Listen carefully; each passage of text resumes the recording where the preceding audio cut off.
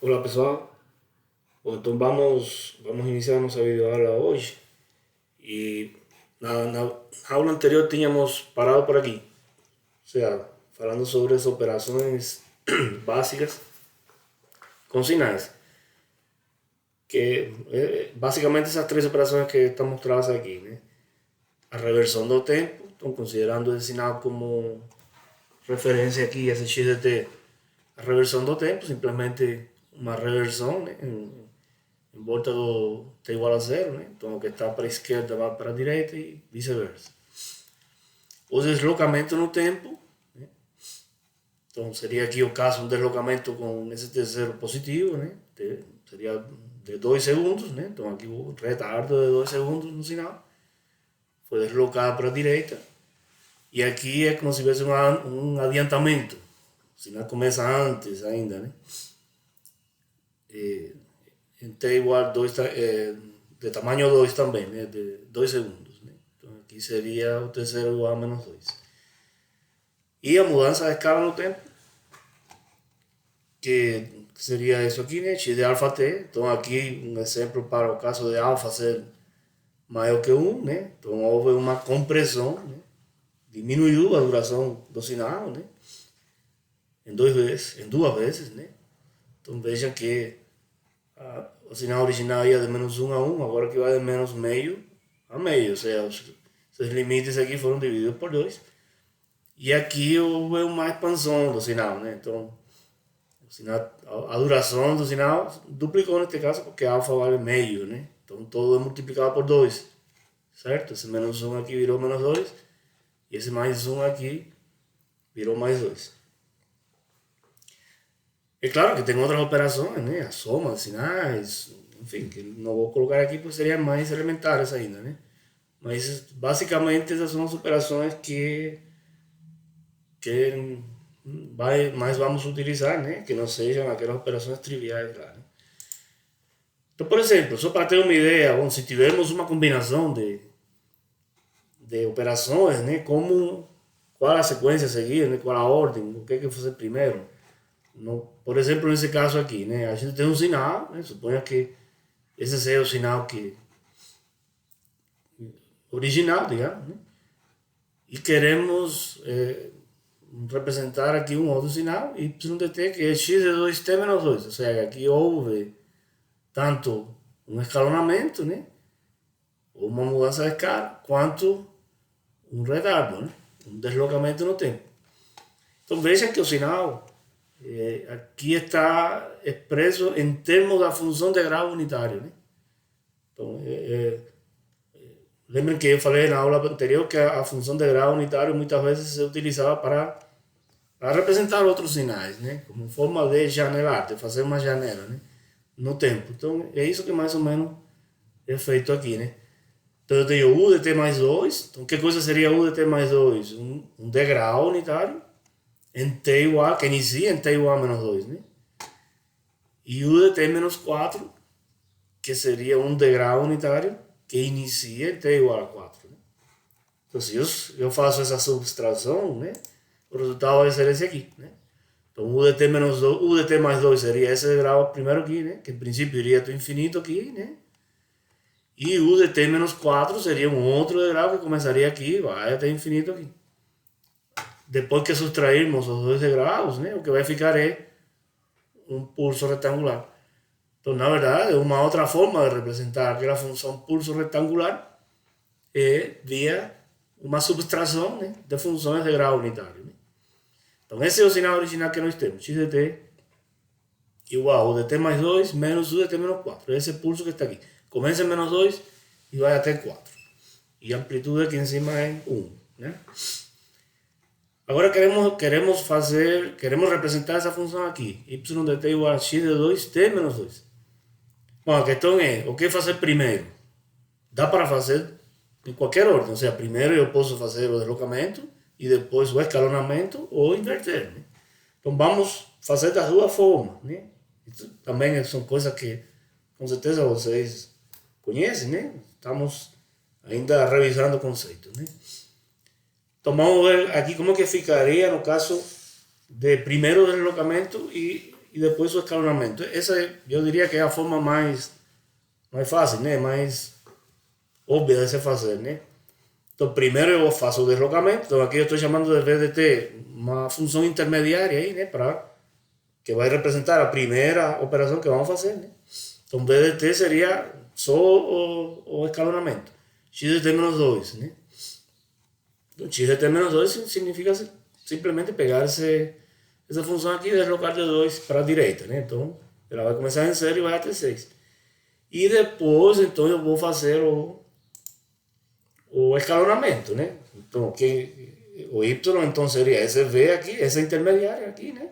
De 2T. Vejam que fazer V de 2T significa pegar aqui, né? Onde estiver T, substituir por 2T. Portanto, V de 2T é X de 2T menos 2, que é precisamente o que nós queremos aqui, né? Certo? Como neste caso o alfa, que né, vale 2, né, é maior que 1, então o que vai acontecer é uma compressão no tempo, né? Vai diminuir a duração do sinal de 2 vezes. Portanto, 0 continua sendo 0 e 6 vira 3, né? 6 dividido por 2. E a amplitude se mantém a mesma aqui, unitária.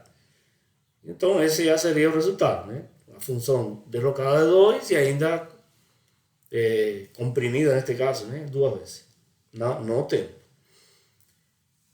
Podemos fazer na ordem inversa, né? Podemos fazer primeiro o escalonamento e depois o deslocamento. Então, como que ficaria aqui? Primeiro eu vou fazer o escalonamento. Então, igual, vou chamar de VDT uma função intermediária aí, né? Auxiliar, que vai ser o resultado da primeira operação, que seria o escalonamento por 2, né? X de 2T. Desse X aqui sem deslocar. Então, igual, como é o mesmo número, né? 2. O que vai acontecer é uma compressão, né? Em 2 vezes, portanto, esse dividido por 2, né? 2 dividido por 2 menos 1. Então, ele agora vai começar em menos 1. 4 dividido por 2, 2. Termina em 2. Então, aqui está o pulso escalonado, né? Com a mudança de escala no tempo. E depois eu vou fazer o deslocamento. Aqui o que há que ter cuidado, se a gente segue essa sequência aqui, que na hora de fazer o deslocamento eu tenho que ver agora de quanto que eu vou deslocar essa função intermediária aqui, né? Então, eu quero chegar em x de 2t menos 2. Então, vejam que eu vou ter y de t igual a v de t menos 1, que é x de 2 vezes t menos 1, que é o mesmo que x de 2t menos 2. Ou seja, na verdade, eu vou ter que deslocar agora essa função por um valor que não é exatamente o t0, esse que estava aqui, né? Certo? É como se eu tivesse... Vou tentar escrever aqui do lado, né?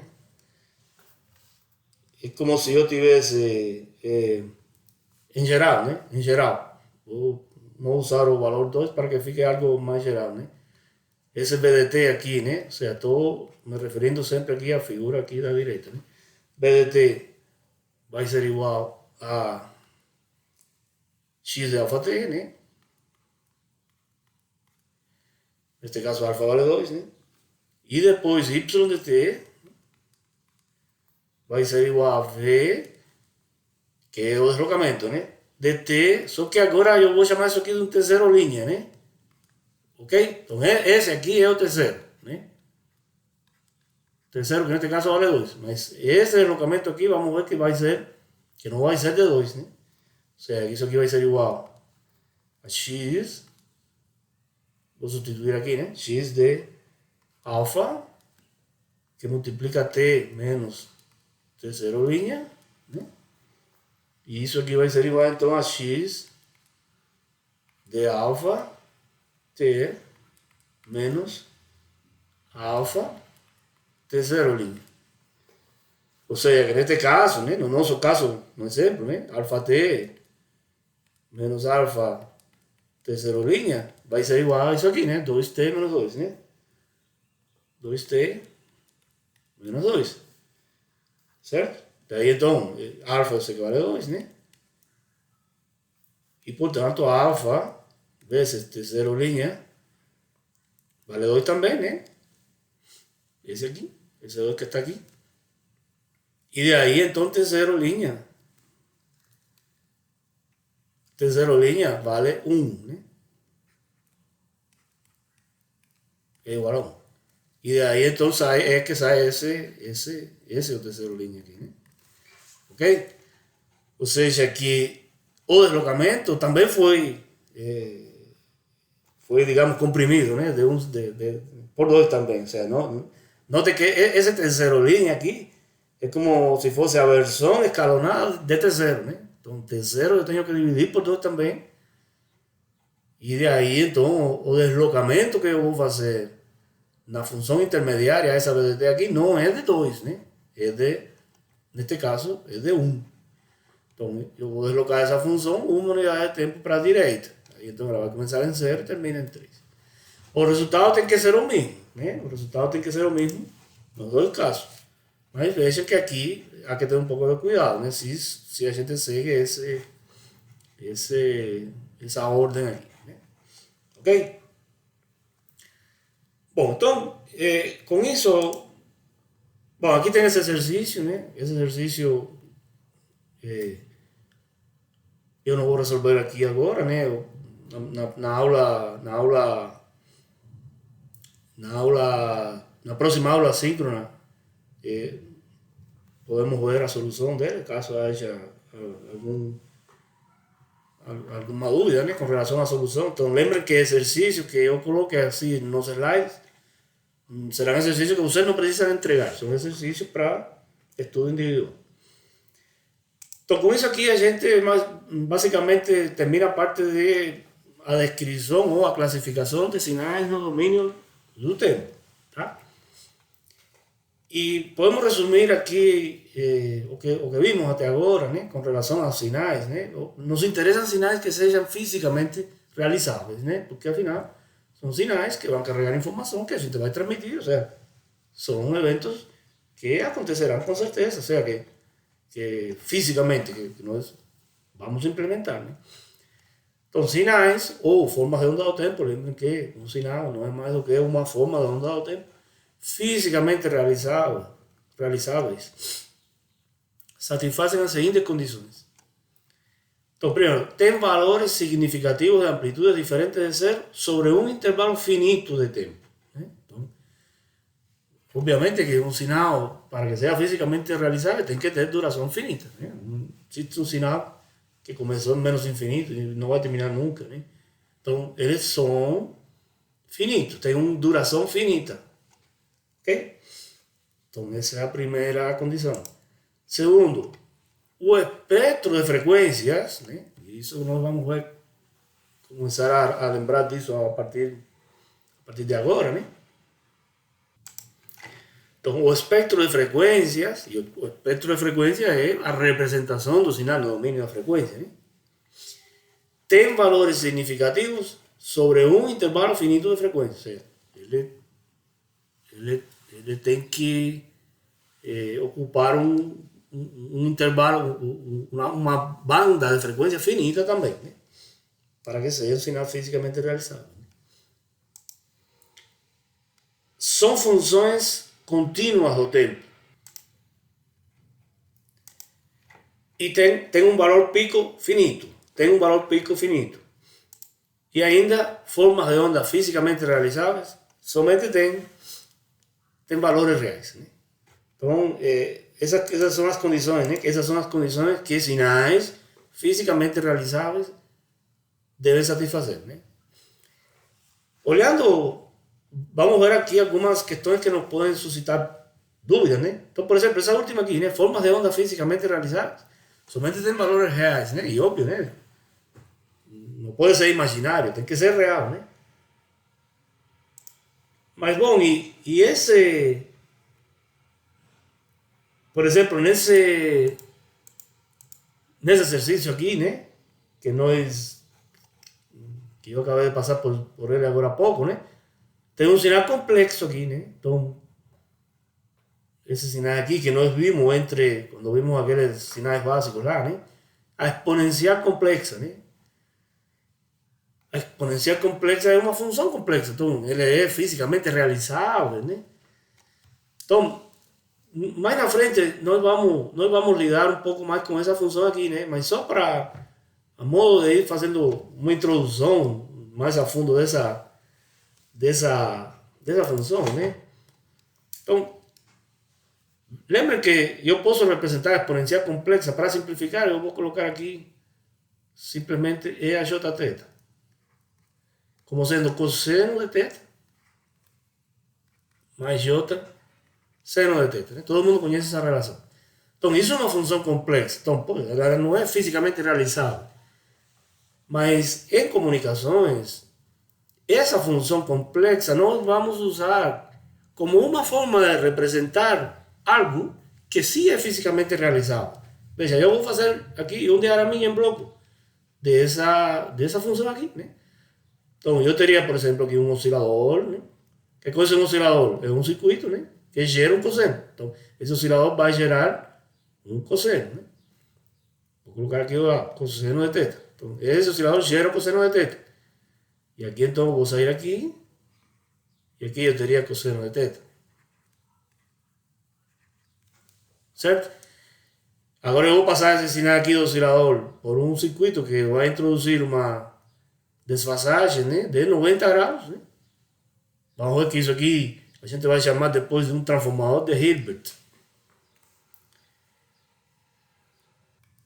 Então a saída disso aqui vai ser o seno de θ. Né? Vou colocar um pouquinho mais para cá. Seno de θ. Então eu tenho aqui um diagraminha em blocos, né? Que é simplesmente isso mesmo que está aqui, né? Claro que aqui não tem J nenhum, né? Aqui não tem nada complexo, tudo aqui é real, né? Um oscilador que gera um sinal real, que é o cosseno. E depois de passar por esse bloco aqui, que introduz essa desfasagem de 90 graus, isso aqui vira um seno, que também é um sinal real. Então, esse circuito aqui, isso aqui se chama de oscilador em quadratura. Isso aqui é um oscilador em quadratura.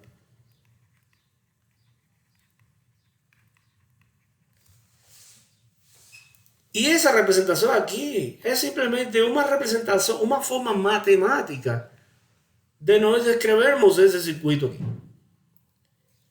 Mais na frente, quando nós comecemos a usar esse circuito aqui, nós vamos ver que, do ponto de vista do tratamento matemático dos sinais envolvidos, é muito mais fácil fazer essa representação complexa. Mesmo que possa parecer complexo, né? É paradójico isso aí, mas vai facilitar do ponto de vista do tratamento matemático. O que é oscilador em quadratura? É um circuito básico para gerar sinais de radiofrequência, ou seja, para colocar lá no modulador nos transmissores, e ainda para demodular, para recuperar os sinais nos receptores, onde é preciso reproduzir de novo esse oscilador em quadratura. Depois nós vamos ver, né? Depois, aqui algumas aulas, né? Nós vamos ver que esse é um circuito aqui. Em vez de eu fazer isso aqui, eu vou entregar esse cosseno aqui a um multiplicador. E aqui eu vou colocar um sinal de informação, um sinal de mensagem. Vamos chamar aqui M1 de T. Certo? E aqui igual, aqui embaixo eu vou colocar um multiplicador, um outro multiplicador, e aqui eu vou colocar um outro sinal de mensagem, M2 de T. Aqui está a informação. Então, digamos que isso aqui é um áudio e isso aqui é um outro áudio. Isso aqui é, digamos, um sistema estéreo. O áudio do canal esquerdo, o áudio do canal direito, por exemplo. Dois sinais independentes. Não tem necessariamente que ter qualquer relação esses dois sinais. Dois sinais de informação que eu quero transmitir. E então, agora eu vou pegar a saída disso aqui.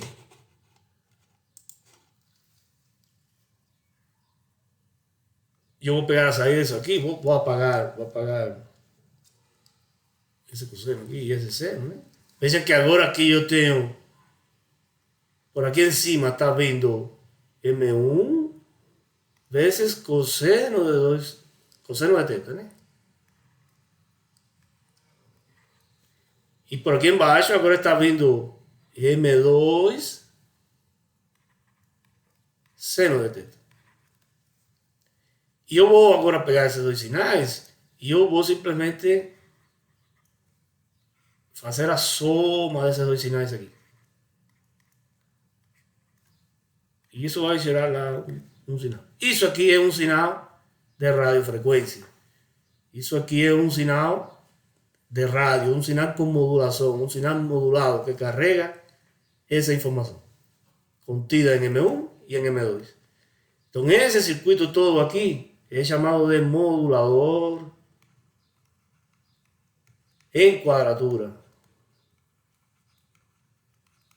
Em quadratura. Se chama em quadratura porque os sinais que estão aqui na parte de cima e na parte de baixo estão em quadraturas, porque eles estão multiplicando senos e cossenos, que são duas funções que elas são ortogonais entre si, né? Depois nós vamos ver isso com detalhes, né? O importante é que esse circuito aqui é a base de todos os sistemas de modulação, tanto analógicos quanto digitais, que nós vamos estudar um pouco mais na frente, né? E a representação desse sinal aqui, ela vai ser muito mais fácil de ser tratada se eu represento esse oscilador como sendo uma função complexa, e usando funções complexas. Ou seja, que funções complexas servem, os sinais complexos, servem como equivalentes de sinais reais. É uma representação. Mas este sinal aqui é real, certo? Ele é real. Ele é real. Mas ele vai ser expressado matematicamente em termos de sinais complexos, certo? Mas ele é real, porque ele vai ser fisicamente produzido e transmitido. Então ele vai cumprir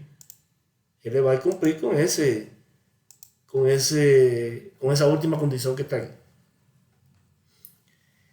Ainda com relação a essas condições, essas duas primeiras aqui, né? Essas duas primeiras aqui. Então aqui, o que está dizendo? O que está dizendo isso basicamente? Ou seja, essas duas condições nos estão dizendo que os sinais têm que ter duração finita e espectro de frequência finito. Bom, e aqui então temos que começar a falar então a representação de sinais tempo-frequência, né? Certo? Se vocês se lembram então de sinais de sistema, vocês estudaram isso, né? A representação de funções de sinais no domínio da frequência. Então aqui eu tenho dois casos, né?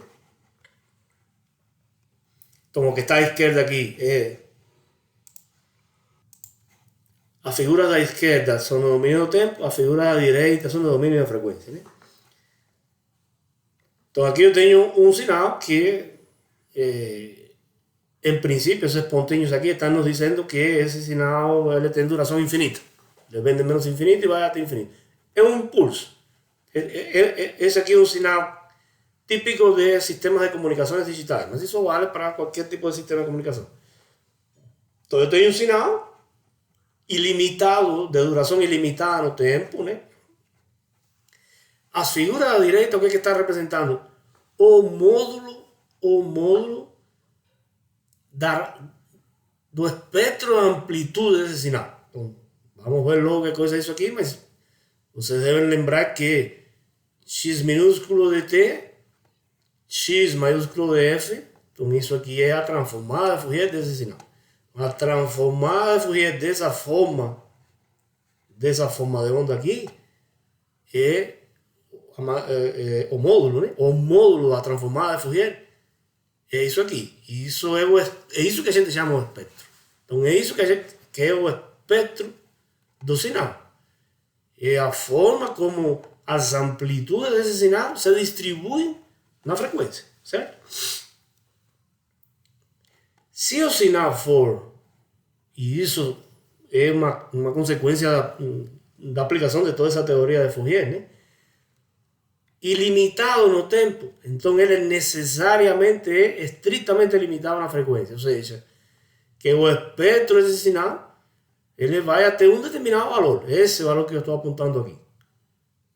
E bom, isso aqui é espelhado, né? Para a parte negativa, porque esse sinal é real. Depois vamos ver as relações matemáticas que levam de aqui para aqui, né? Revisar isso que vocês também já estudaram, né? Ou seja, ilimitado no tempo, estritamente limitado na frequência. E ao contrário também, porque essa relação tempo-frequência tem uma propriedade que chama de dualidade. Então, se eu tenho um sinal que é estritamente limitado no tempo, ou seja, ele tem início e fim, ele, então, pela teoria de Fourier, né, o seu espectro é ilimitado na frequência, se estende de menos infinito até infinito. Ou seja, o que está querendo dizer isso aqui? Bom, que a gente não consegue cumprir simultaneamente essas duas condições aqui. Sinais fisicamente realizáveis são estritamente limitados no tempo e estritamente limitados na frequência. Certo? Por que um sinal fisicamente realizável tem que ser estritamente limitado no tempo? Bom, porque é assim, né? Porque ele tem início e tem fim, né? E por que que tem que ser estritamente limitado à frequência? Bom, porque esse sinal vai ser gerado através de sistemas que eles têm uma resposta de frequência em um intervalo finito de frequência. Ou seja, não é possível gerar um sinal que ocupe todas as frequências. Não haveria dispositivos, no caso se for um sinal elétrico, não haveria dispositivos eletrônicos capazes de gerar esse sinal. Ou seja, que olhando essa figura aqui, né, o que quando nós geramos o sinal no tempo, nós vamos ter um sinal assim, né, que tem início e fim. Mas o seu espectro, de acordo com essa teoria aqui, ele vai até de infinito, de menos infinito de infinito, né? Então, na verdade, isso aqui, a limitação, fazer esse espectro estritamente limitado a uma determinada faixa de frequência, terá que ser feito via algum critério, terá que ser feito com filtragem, terá que ser forçado, a gente vai ter que resolver esse problema. Nós vamos gerar o sinal desse jeito aqui e nós vamos fazer com que o espectro, esqueçam a forma, né? Com que o espectro seja desse jeito aqui, ou seja, tenha uma frequência máxima bem definida, certo? Então, é isso que nos dá a dependência tempo-frequência, né? E aí, então, temos que começar a falar de largura de banda, né? Então, bom, se temos um sinal que tem essa duração infinita aqui e esse espectro aqui, né? Então, que coisa é a largura de banda? Então, primeira questão que nós vamos definir, a largura de banda de um sinal é a faixa de frequências positivas que contém toda a energia ou toda a potência desse sinal. Então, por exemplo, esses sinais que nós temos aqui, né? Isso aqui é meramente ilustrativo, mas as formas, essas que estão aqui, não são arbitrárias, né? Esse sinal tem um espectro tipo 5 quadrado, tá? Essa função aqui é do tipo 5 quadrado. E se a gente aplicar a transformada de Fourier a um 5 quadrado, vai dar um triângulo, tá? Então, as formas, elas não são arbitrárias, guardam relação. E a mesma coisa aqui, se eu tenho um sinal no tempo que é um pulso triangular, então o espectro dele vai ser um 5 quadrado. Se esse for o caso do espectro, né? Se o espectro for assim, como esse aqui, então vamos dizer que essa frequência máxima aqui, vamos chamar de W, por exemplo. W, então aqui seria menos W, tá? Isso aqui é simétrico, tá? E é simétrico, vamos ver logo em seguida por quê, né? Entonces, a largura de banda, vamos a llamar a largura de banda de B. A largura de banda de este sinal, ¿cuánto vale? Bueno, aquí no hay duda, es igual a W. Porque lembro, a largura de banda é a faixa de frequência positiva, portanto eu começo a contar a partir de zero, né? Até a máxima frequência contida no espectro. E aqui a máxima frequência contida no espectro não há lugar a dúvidas em relação a essa máxima frequência. É W, né? De W para cima isso vale zero, certo? Agora, nós vimos que o espectro prácticamente realizável fisicamente, o sea, o espectro do sinal fisicamente realizável não é esse aqui, é este aqui embaixo, né? Porque o sinal vai ser assim, o sea, o sinal vai ter duração finita, portanto, o espectro vai ir até infinito. Aí então vem a pergunta, bom, e quanto que, se esse for o espectro, se esse aqui for o espectro, quanto que vale a largura de banda? Infinito. O sea, é infinito. Teoricamente, bom, isso aqui vai até infinito, né? Tá? Mas não faz sentido imaginar que tem largura de banda infinita, porque, repito, largura de banda infinita a gente não poderia implementar. Nós não teríamos como implementar um sistema que deixe passar um espectro infinito. Na prática, né, essas frequências vão se atenuando aqui, né? Essas frequências altas aqui já é um momento que não tem mais valores significativos de amplitude aqui, né? Certo? Então, em uma situação real como essa aqui, a gente precisa definir um critério para dizer quanto que vale essa largura de banda, né? Então, obviamente que não vai ser infinito. Então, nessa próxima figura aqui, eu vou mostrar um espectro como esse aqui, tá? Um espectro como esse aqui, onde vamos ver quais critérios a gente, ou alguns dos critérios, né, que a gente pode usar para determinar um valor, ou para definir, delimitar um valor dessa largura de banda aqui. Ok? Então, aí vejam que é um espectro parecido com aquele anterior. A única diferença é que ele está centrado não está centrado em 0 Hz, né? Está centrado em uma frequência aqui, FC. Então, antes de falar sobre essa figura, vou voltar aqui, né? Que isso é importante, né? Então, por exemplo, esses sinais aqui, né? Esses sinais que estão sendo mostrados aqui, esses dois espectros aqui, esses são espectros típicos de sinais em relação ao seu conteúdo de frequência, né? São sinais que a gente chama de passa-baixas. Sinais passa-baixas. Ou sinais de baixa frequência, né? Ou seja, esses dois sinais aqui, que estão ilustrados aqui, né? Que tem esses espectros. Vejam que para eu dizer que um sinal é passa-baixas, eu não olho essa figura aqui da esquerda, eu tenho que olhar da direita, né? Porque eu estou dizendo que o que quer dizer o sinal ser passa-baixa? Que o espectro dele, tanto esse aqui quanto esse aqui, ele tem o seu maior conteúdo, né? Ou seja, neste caso, a energia desse sinal, vejam que esses dois sinais aqui são sinais de energia, né? Porque eles são pulsos. Então, a energia desse sinal está concentrada entre 0 e uma determinada frequência máxima. Que aqui está claro que é esse W. Aqui ainda nós vamos dizer qual que vai ser. Tá? Nós vamos a fazer uma aproximação, digamos. Né? Mas tanto faz. Nas duas figuras, o grosso da energia está concentrado de 0 até uma determinada frequência. E essa determinada frequência aqui é, digamos, relativamente baixa.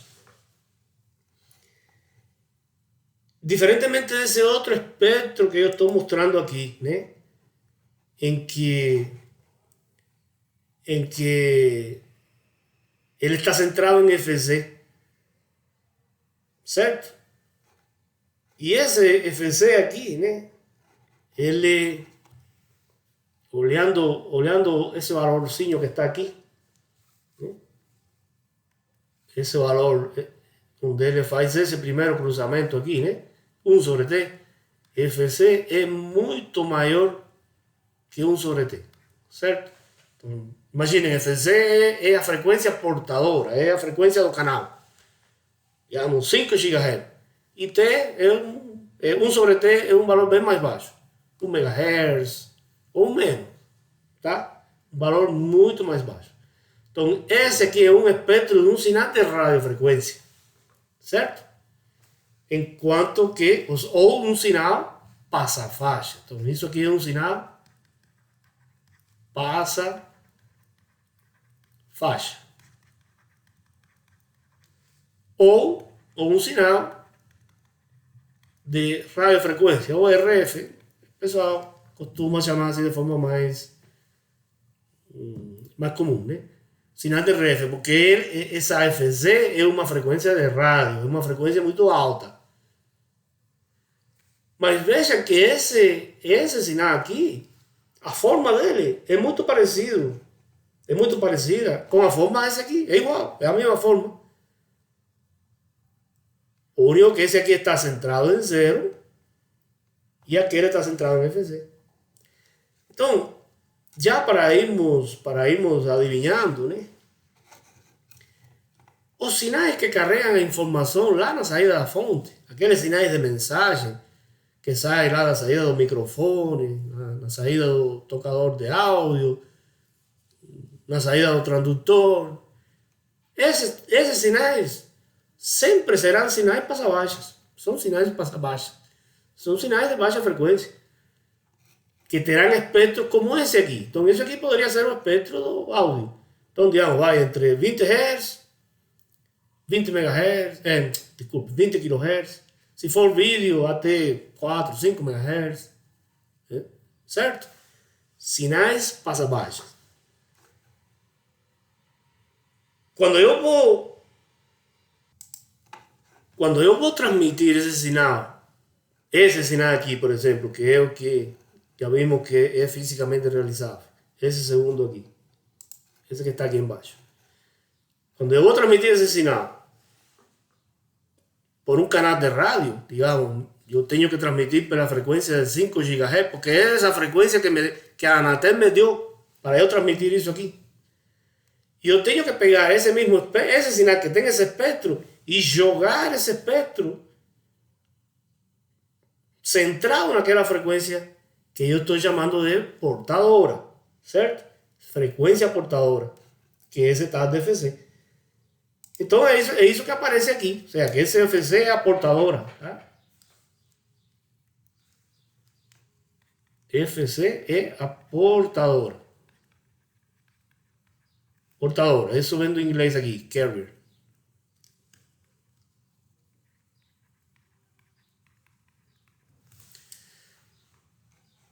Certo? E vejam que ainda aqui, bom, como essa frequência FC é muito maior que 1 sobre D, a figura não está mostrando o que acontece na parte esquerda aqui, né? Mas, na verdade,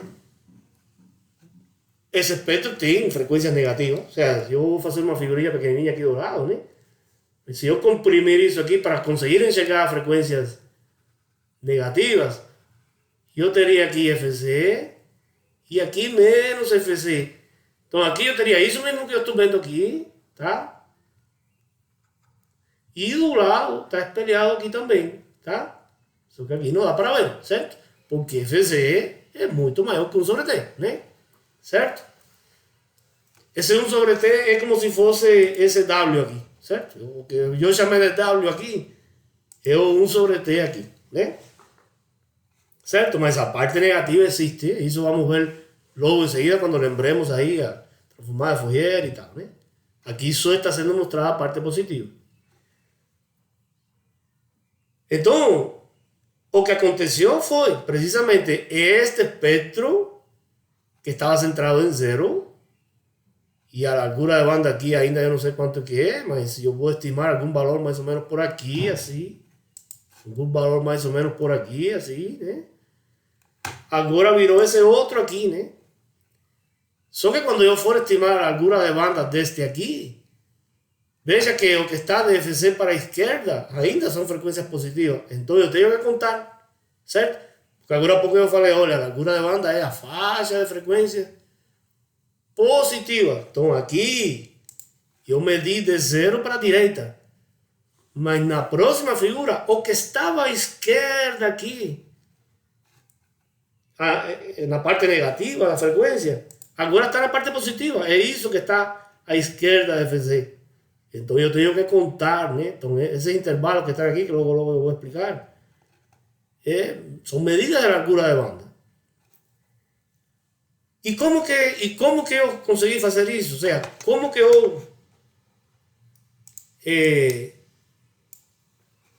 que eu desloquei o espectro desse sinal que era passa-baixa para centrar ele em FC e transformá-lo num sinal de radiofrequência. Olha, usando isso aqui, usando o modulador em quadratura. Certo? Então, o espectro passa-baixas é o espectro desses sinais aqui. Aqui, na verdade, eu tenho dois, M1 e M2. Enquanto que aquele espectro centrado em FC é o espectro do sinal de radiofrequência, que é esse aqui. Esse é o sinal passa-faixa. E esse modulador em quadratura é quem vai provocar isso aí. Ok? Então, bom, em geral a gente vai ter um espectro. Repito, esta forma em particular, tipo 5 quadrado, ela é típica de um espectro de um sinal digital. Mas, conceitualmente, os conceitos que estamos falando se aplicam a qualquer tipo de... Tanto faz se o sistema for digital ou analógico. Ok? Então veja, então teoricamente isso vai até bem de menos infinito aqui, vai, certo? De menos infinito não vem desde zero, né? Digamos, até infinito, né? Porém, nós temos que cortar esse espectro em algum lugar, né? Em alguma frequência, certo? Repito, aqui esses lóbulos secundários aqui eles estão exagerados, né? Mas isso aqui vai, de fato, sumindo, né? Na medida que a frequência aumenta. Então, esses intervalos aqui, A, B, C, D e tal, eles são distintos critérios. São distintos critérios que eu posso usar para definir qual é a largura de banda. Qual é a largura de banda desse sinal? Que é a mesma pergunta que nós fizemos aqui, né? Qual é a largura de banda desse sinal? É infinito? Não. Eu não quero que seja infinito, eu quero que seja finito. Bom, finito quanto? Que critério vamos usar? Esse primeiro critério, esse aqui, half power, né? É potência metade. Metade da potência. O que diz esse critério? Olha, eu vou dizer que a largura de banda vai ser a faixa de frequência que contém metade da potência do sinal. De todo o sinal, metade da potência do sinal. É um critério. Esse é aquele critério de 3 dB. Vocês já estudaram em circuitos elétricos, com certeza. Quando estudaram diagrama de Bode, essas coisas. Certo? É um critério de 3 dB. Se em vez de potência eu falo de amplitudes, seria... É o critério em que a amplitude do espectro, ou a amplitude da função que representa o espectro, cai de 3 dB em relação a esse valor máximo aqui em cima, né? Certo? Esse espectro que está sendo mostrado aqui é um espectro de potência, né? É isso, por isso é isso que está dito aqui. Power Spectral Density. É um espectro de potência. Mas isso mesmo valeria para um espectro de amplitude. Por isso que os critérios estão sendo colocados em função da potência. Então esse é um critério. Pode ser que esse critério seja uma aproximação muito ruim, né? Pode ser que a gente perca demais potência. Porque veja, toda vez que a gente está cortando... Porque veja, quando usamos um critério para definir a largura de banda, significa que a gente vai colocar um filtro. Uma vez definida a largura de banda, a gente vai colocar um filtro e vai cortar tudo que estiver acima dessa frequência, né? Obviamente, se a gente faz isso, se a gente cortar determinadas componentes de frequência a partir de um determinado valor, como que se reverte isso no tempo? Bom, a função do tempo não vai ser mais esse triângulo, ela vai sofrer uma distorção, porque eu tirei componentes de frequência que não eram zero, que tinham um determinado valor. Então, aí é um critério de até quanta distorção a gente consegue aceitar, né? Então, esse seria, digamos, o mais ruim de todos, né? Ele vai cortar muita coisa ainda, incluso desse lóbulo principal. Porque vejam que aqui é um lóbulo principal, né? O sea, esse tipo de espectro de sinais digitais, ele sempre tem esse jeitão aqui. Ele vai tocando zero, né? Vai ter lóbulos principais e lóbulos secundários, né? A cada 1 sobre t Hz. Cruza zero, cruza zero, cruza zero e assim. Então esse aqui, o lóbulo principal é onde está contida a maior parte da potência, né? Aí se eu corto aqui, né, de acordo com esse critério A, eu estou cortando ainda uma parte significativa da potência. Estou cortando metade da potência, né? Certo? É muita coisa. Mas é um critério, tá? O critério B é equivalente de ruído. Esse critério, por enquanto, eu não vou descrever, porque a gente não sabe o que é índice de ruído, mas mais na frente, quando a gente estudar o ruído, a gente vê que coisa é esse critério. O critério C é o mais usado para este tipo de sinal que tem esse lóbulo principal claramente definido. Então é esse null to null aqui, né? Simplesmente é considerar como sendo a largura de banda do sinal a faixa de frequências que contém aqui esse lóbulo principal. Nesse caso aqui seria 2 sobre t, né? Seria desde aqui, essa frequência menos essa. Então seria 2 sobre t. Ainda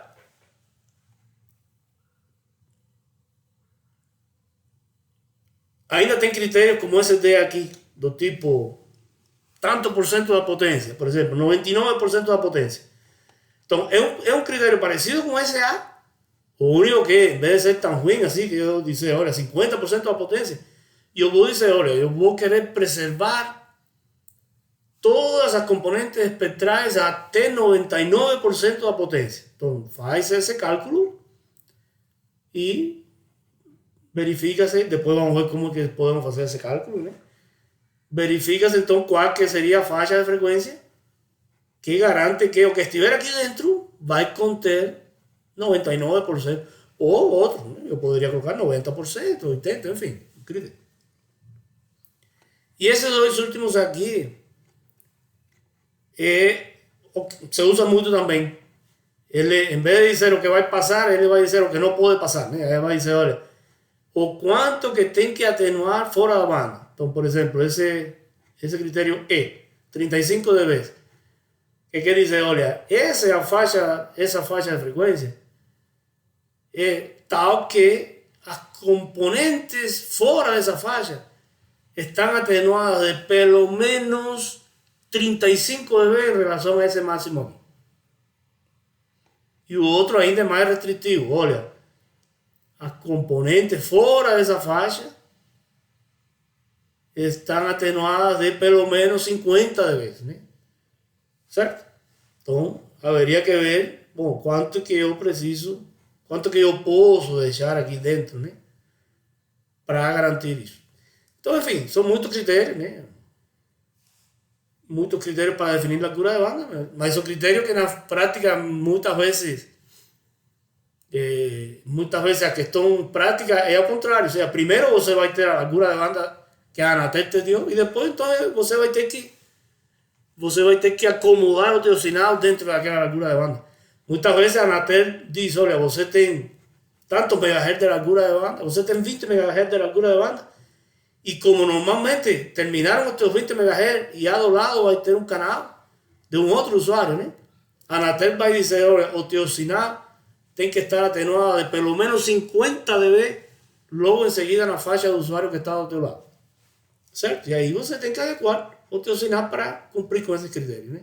São regras. Não tem o que fazer, né? Ok? Então, a forma de... O importante é que algum critério vai ser usado de forma tal que eu possa, então, resolver esse paradigma aqui, né? Resolver essas duas questões. Ou seja, o sinal vai ter duração finita e eu vou fazer com que ele ocupe uma altura de banda finita também, mesmo que alguma distorção isso possa provocar. Ok? Tá, então, como que eu tenho esses espectros, né?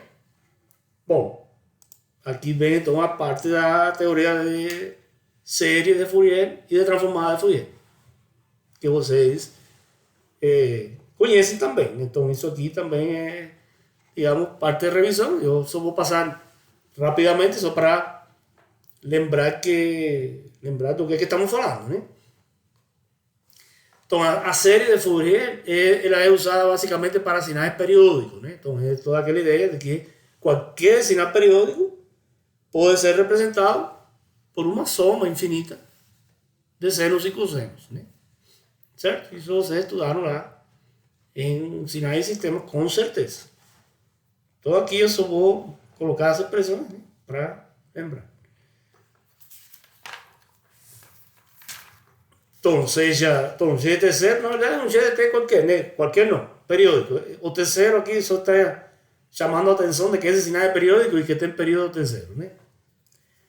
Então, seja GT0 tem um sinal periódico, um período T0 igual a 1 sobre F0. Então, eu posso representar em forma trigonométrica, vamos ver que ela tem uma outra forma que se usa mais, né? Que é a forma exponencial.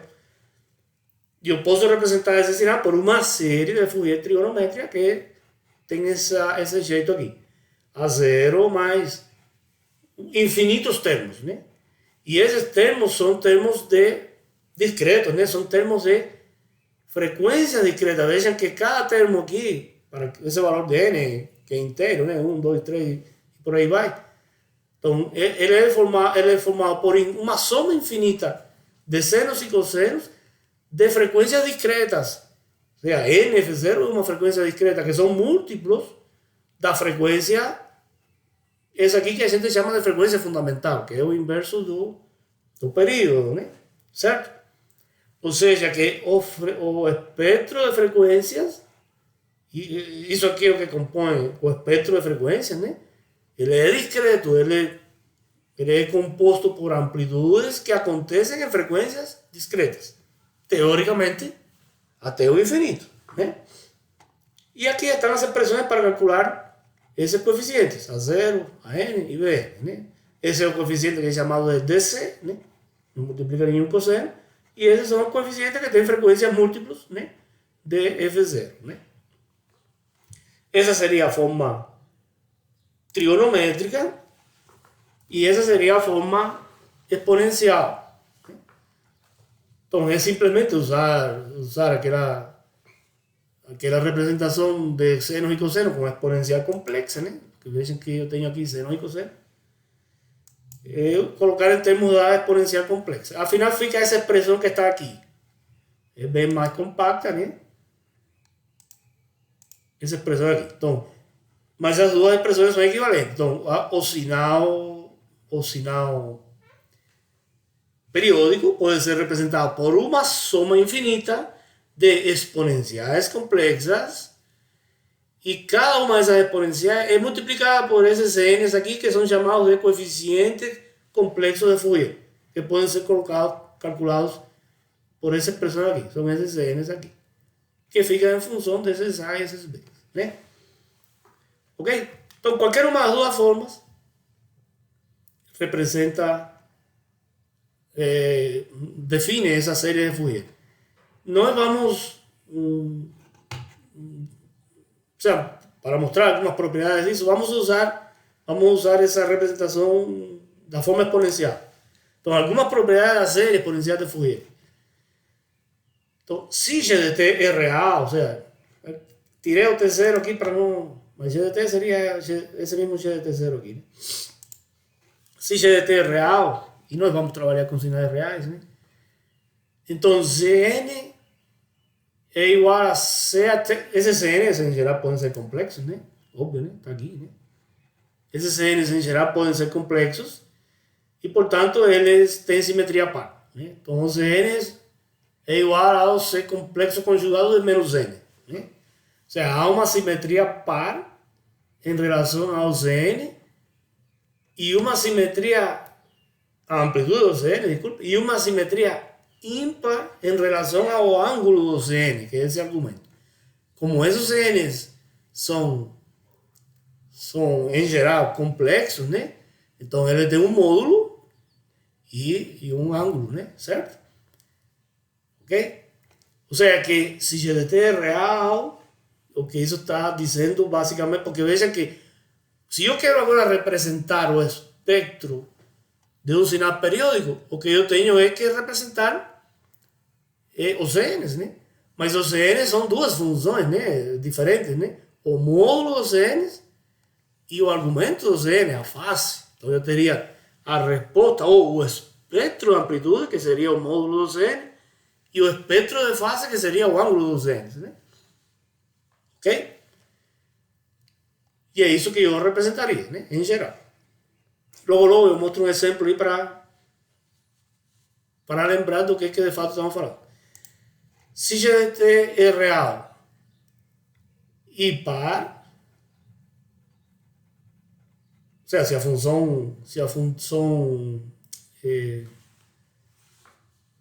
a função periódica for real e par, então os CNs são reais, né? A parte imaginária dos CNs é igual a zero. Isso aqui, enfim, é uma propriedade, mas não é algo que não interessa tanto agora. E também, se GDT for real é ímpar, então a parte, os CNs serão imaginário puro, né? A parte real dos CNs é igual a zero. E ainda essa propriedade aqui, que é importante, que depois vamos usar, é chamada teorema de Parseval, né? Isso aqui, eu não vou voltar aos slides lá da aula anterior, mas isso aqui, se vocês olharem lá naquela tabelinha, quando fizemos a classificação de sinais de energia e sinais de potência, é a expressão para calcular a potência média de um sinal periódico. Então vejam que estamos falando de sinais periódicos, representados em série de Fourier. Sinais periódicos são sinais de potência, portanto tem potência média que se calcula dessa forma aqui. E o que está dizendo o teorema de Parseval? Bom, que eu posso calcular isso no domínio da frequência também, simplesmente fazendo a soma dos módulos do CN ao quadrado. E isso aqui é exatamente igual, porque, repito, a representação de um sinal por uma série de Fourier, essa representação aqui, ela não é uma aproximação. Eu estou representando essa função que representa um fenômeno físico, que é um sinal periódico, e eu estou representando em um outro domínio, mas eu estou representando o mesmo fenômeno físico. Portanto, se esse fenômeno físico que eu estou calculando é um sinal elétrico, periódico, que tem uma determinada potência média, então espera-se que eu consiga calcular essa potência média também a partir dessa representação aqui. Então é isso que esse teorema nos diz. Ou seja, que a potência média eu posso calcular tanto no tempo quanto na... Ou seja, o teorema de Parseval nos dá a ferramenta para calcular a potência média no domínio da frequência. Às vezes podemos imaginar, poxa, mas para que nós vamos a complicar fazendo série de Fourier e tal para calcular uma potência média se era mais fácil fazer isso aqui?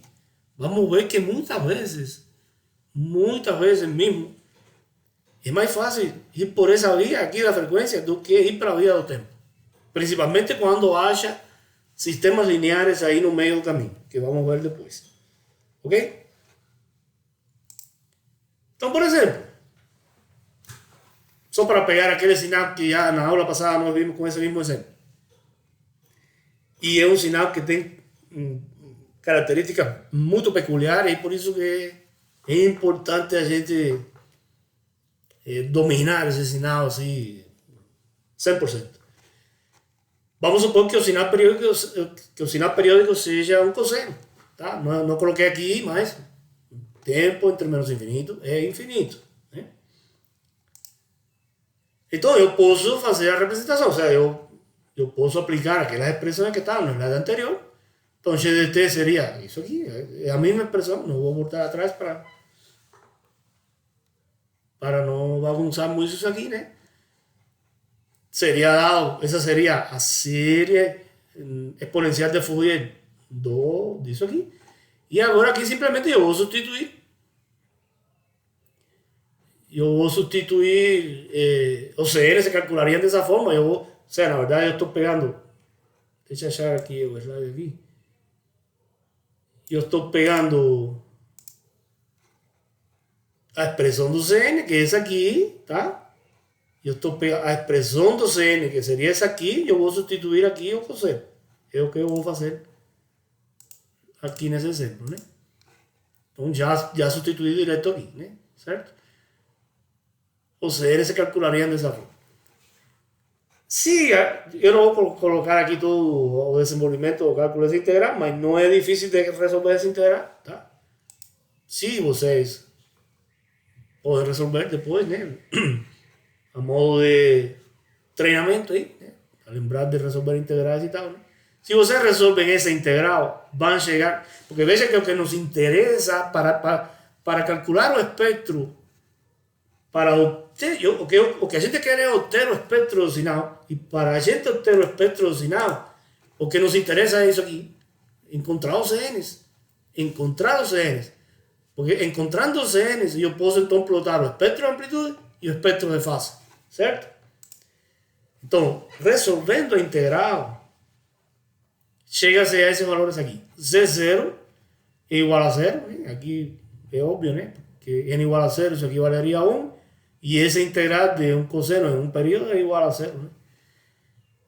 C1 vale, resolvendo a integral, a c quadrado sobre 2, e portanto é igual a c menos 1, né? Neste caso a função aqui é uma função real, e pela propriedade essa que nós acabamos de ver aqui, né? C de menos 1 tem que ser igual a C1, né? Certo? Porque o sinal é real.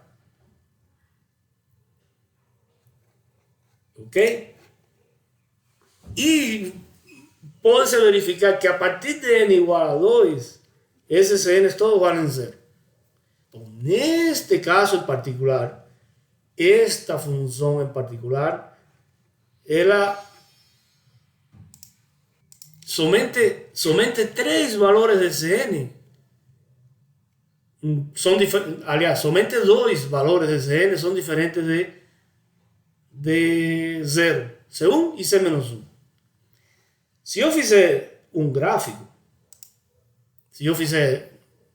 geralmente o que nos interessa mais, né, para ver o que vai acontecer, né, é a resposta da amplitude, né? Então eu vou plotar o módulo do CN, neste caso os CN são reais, né? Porque é c quadrado sobre 2, né? Mas em geral eu plotaria, se eu quero fazer plotar o espectro do sinal, o que eu vou plotar, o espectro de amplitude do sinal, o que eu vou plotar é o módulo do CN, né? Então seria isso aqui, né? Um valor em menos Fc, né? Porque aqui seria para n igual a menos 1, menos Fc, e para n igual a 1, mais Fc, né? Matematicamente eu poderia representar, e a gente representa essa função como sendo isso aqui, um impulso, né? Por isso que eu coloquei a setinha, hein?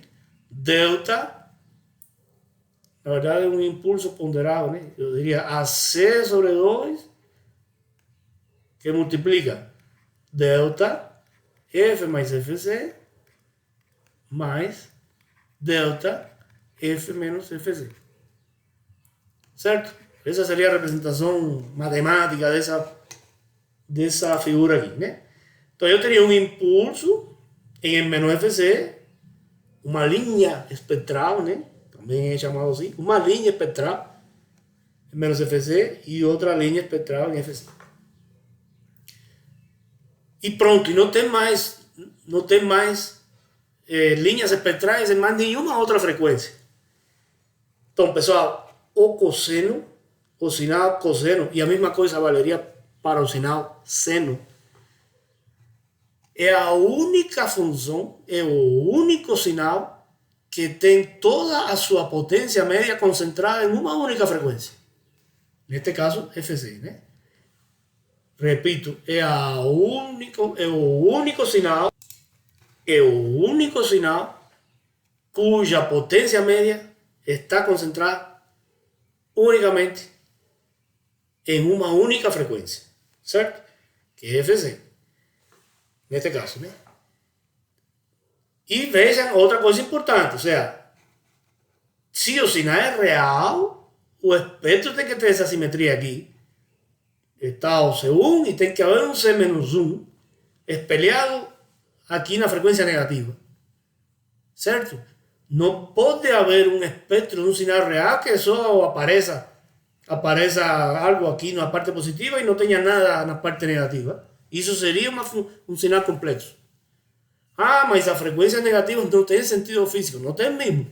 A frequência negativa não tem sentido físico, mas para que matematicamente isso aqui funcione, a gente não pode esquecer jamais dessa frequência negativa aqui. Querem ver? Vamos calcular a potência média desse sinal.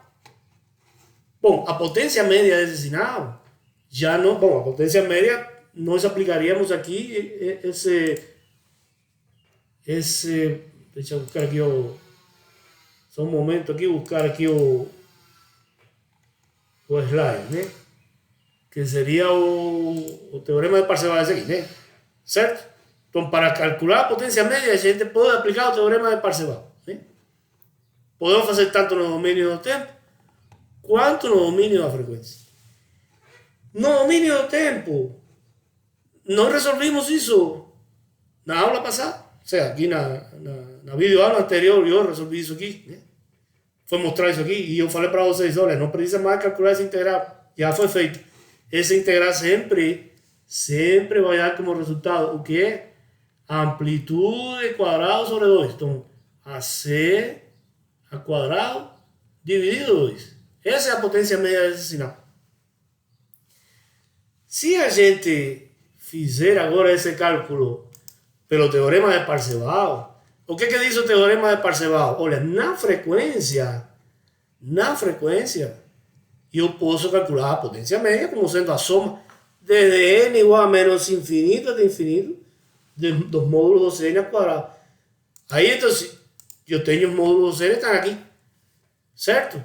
Então, o que eu teria que fazer? Fazer a soma, e aqui eu tenho que ir desde n igual a menos 1, que seria esse impulso aqui, até n igual a 1, porque são os únicos valores que existem, né?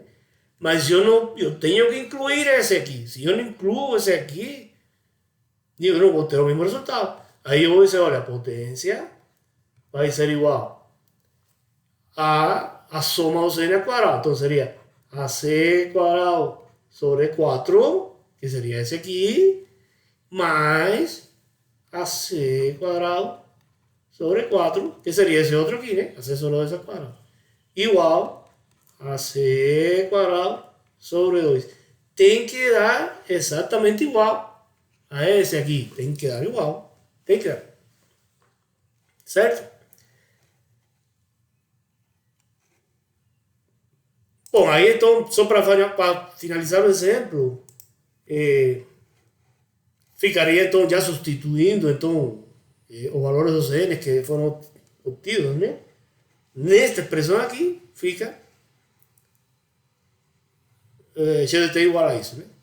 Aqui, obviamente, que se você usa aquela identidade trigonométrica, exponencial complexa e tal, vamos ver que de fato isso aqui é igual a isso aqui. Ou seja, essas duas funções são exatamente as mesmas. Essa aqui e essa aqui.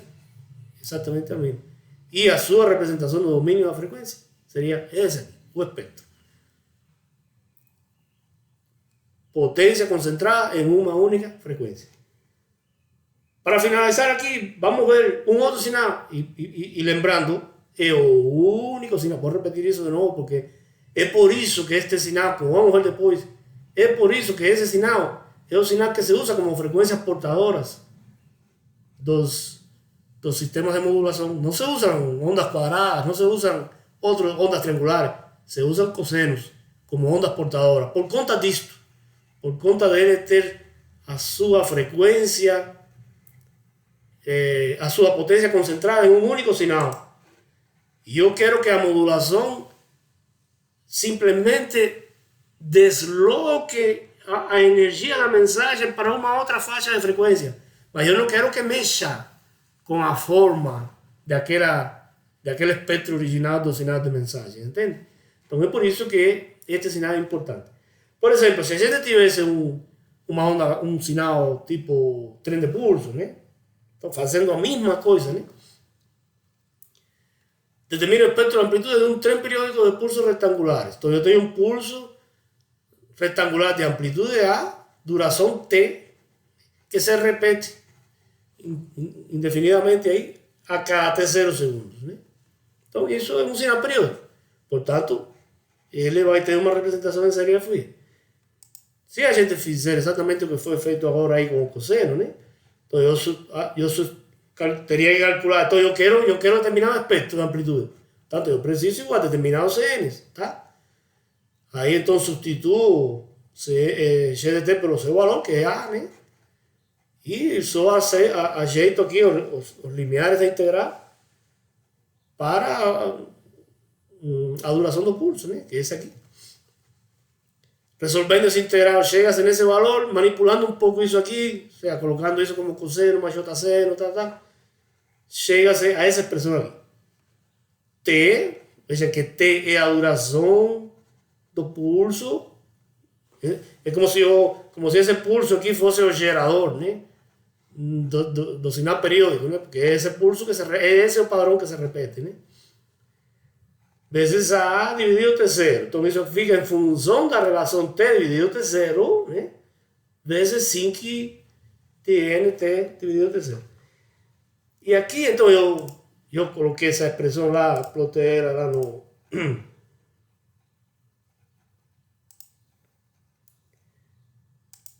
no MATLAB, né? Para duas configurações de valores, né? Então, veja, aqui então veja que, em primeiro lugar, o que estamos observando? Aqui já há um espectro, então eu estou representando por linhas, com essas bolinhas aqui em cima, as linhas espectrais, ou seja, seriam equivalentes a esses impulsos aqui, né? Tá?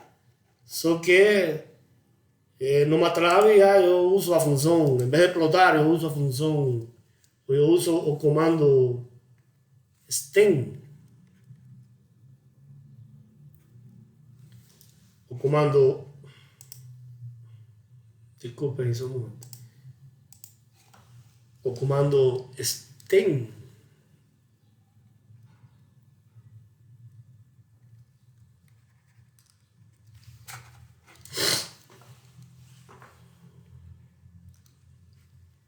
Em vez de plot, usa STEM.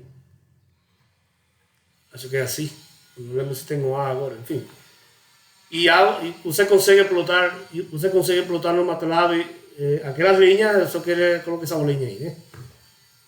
Certo? Mas é importante não colocar um plot, porque se eu coloco um plot, o que ele vai colocar é uma função contínua aqui em cima, e não é uma função contínua. Ou seja, essa função aqui não é uma função contínua, tá? Ela é uma função que tem frequências discretas, né? A cada múltiplo de T sobre T0, né? Então, aqui em cima, as duas figuras de cima, elas há uma relação de 10 vezes entre T e T0. Então, T0, que é o período, é 10, e T, que é a duração do pulso, vale 1. Ou seja, o período é 10 vezes maior que a duração do pulso que gerou o sinal periódico. E aqui igual.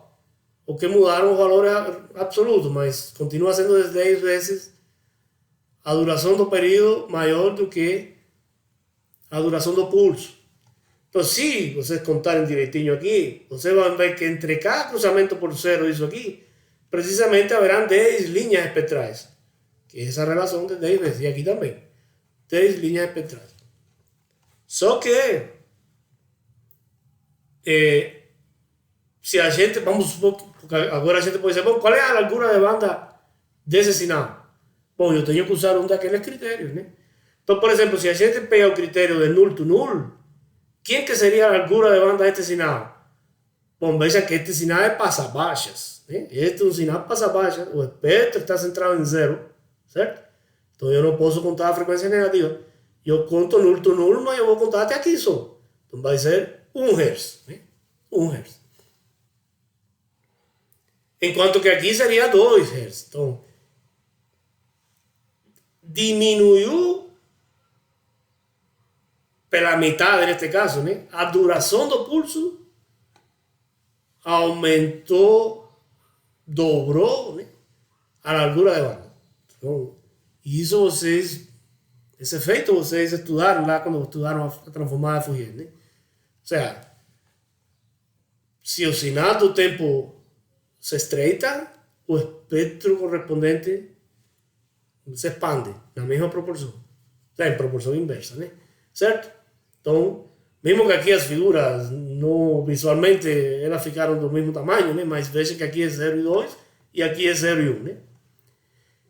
E aqui embaixo, igual, né? Como aqui agora, o que mudou foi a relação, é 5S. Então, T0 é 5ST, tanto aqui quanto aqui. Então, se vocês contarem direitinho, entre 0 e esse primeiro nulo aqui há 5 linhas, entre 1 e 2 há 5 linhas e assim vai. E aqui é a mesma coisa, né? O único que aqui o pulso dura meio e aqui dura 1. Então, aqui a largura de banda seria 1, igual que aqui em cima, e aqui seria 2, igual que aqui em cima, né? Mas nos dois casos, vejam que o espectro é discreto, ou seja, ele é formado por linhas espectrais que acontecem em frequências discretas, múltiplos da frequência fundamental.